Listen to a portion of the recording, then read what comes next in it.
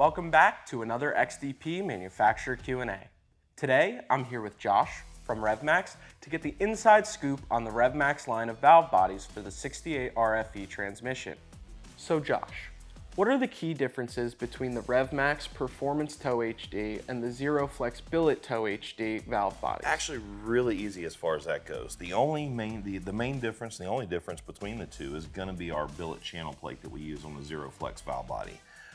Just back in the day, when we first came out with this billet channel plate, it was very expensive to do. And so because of that, this was the industry leading standard for many, many years. Something where we use these in all of our builds, even up to the 850 horsepower builds. But back in 2019, we had some new CNC machines we got.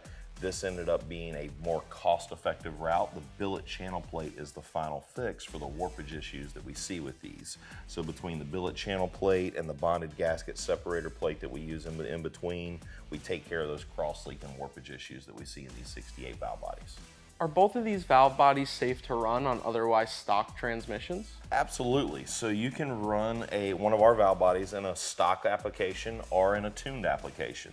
Now in a stock application, you're not using it to its full potential, but in a stock application where you aren't turning pressures up, you're not adding any power adders, intakes, exhaust, injectors, anything like that, you don't necessarily need to add that added line pressure to a 68 RFE. It's once we start doing the things to those 68 trucks that we really need to get that added line pressure. And the only way that you're gonna do that is either by modifying the pump and the valve body to make that pressure internally, or you're gonna do it through your tuning. But either one would go into a stock valve body. The valve bodies come with instructions that'll tell you to install a screw into the valve body to make it where you're running stock tuning, or you'll leave the screw out, which makes the valve body capable of the higher line pressure, and now you're gonna add that line pressure through your tuning. What applications are the Rev Max valve bodies best suited for? Basically, we can use either valve body in any of the 68 RFE applications. In the performance towing valve body, a lot of guys, we do keep this around because a lot of guys like to use them in some of their builds. It was the industry leading standard for many years as far as that goes. We use the bonded gasket plate to keep from having any of the cross leak and warpage issues that we see. But I'm always going to recommend the billet valve body for longevity purposes.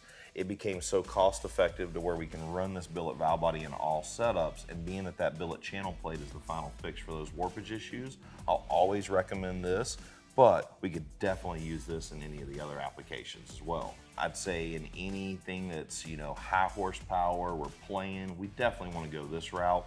But your just basic 68 truck, if you're trying to keep the cost down, you can definitely run this valve body and have many years of performance. What model years does Rev Max offer these valve bodies for? So we have them available for all of the 68 RFE trucks. The performance valve body is available for all of your 07 to 2018 models. The billet channel plate valve body, the Zero Flex valve body, that is available for all of the 07 to 18 as well. But we only make the 19 and up 68 RFE valve bodies in our billet version, the Zero Flex version. Why should somebody choose a Rev Max valve body over a stock option? So unfortunately, the stock 68 RFE valve body is known for a lot of different issues. We see things where the accumulator plates will blow off. There's an issue where the SSV valve will get worn and we'll have issues there. They're also known for the cross leaks and warpage issues. That's the big problem that we see that, typically we'll set that PO 871 code, and that's normally gonna go back to a warpage cross leak issue in the valve body. So by running a performance valve body such as ours, you're taking care of all of those known issues and able to make that valve body last and hopefully make that transmission last. When we put these in a tune truck with that added line pressure, now we're able to use the tuning to bump the line pressure up in overdrive in 5th and 6th there, and now we can apply those clutches.